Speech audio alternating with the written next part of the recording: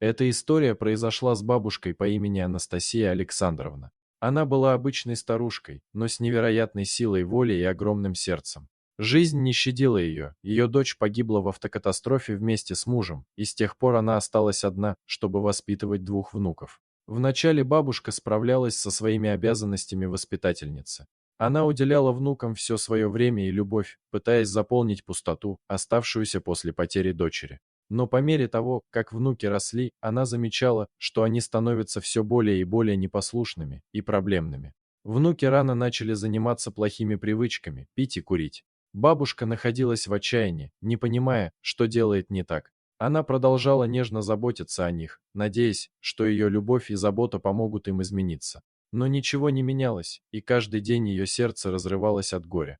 Однажды, вечером, когда внуки попросили у бабушки денег, она впервые отказала им. Она понимала, что давая им деньги, она лишь поддерживает их вредные привычки. Но вместо того, чтобы принять ее решение, внуки полностью потеряли контроль над собой. Они вытащили бабушку на улицу и начали бить ее, требуя деньги. Отчаянная старушка пыталась остановить их, крича и умоляя, но ее слова проникали в глухие уши. Это увидели соседи, которые были шокированы происходящим. Без колебаний, они подбежали к внукам и скрутили их, чтобы предотвратить дальнейшие повреждения. Соседи вызвали полицию, и вскоре они приехали на место происшествия. Офицеры арестовали внуков и отвезли их в полицейский участок. Бабушка осталась сидеть на холодной земле, сжимая подбитое лицо и плача от боли и разочарования. Однако, этот неприятный эпизод стал поворотным моментом в их семейной судьбе.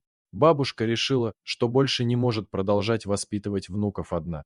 Она поняла, что единственный способ помочь им – это найти им подходящую помощь. Она обратилась к специалистам и вступила в контакт с организациями, которые занимаются помощью подросткам с проблемами. Они предложили ей поддержку и руководство, чтобы помочь ей решить проблему. Бабушка не сдавалась, она посещала группы поддержки и получала советы от опытных людей. Она также училась, как правильно общаться с внуками, как помочь им выбраться из защитного панциря, который они создали вокруг себя.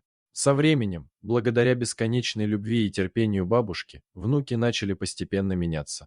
Они осознали всю боль и горе, которые причинили своей бабушке, и глубоко сожалеют об этом. Они осознали, что единственный способ вернуться к нормальной жизни – это изменить себя.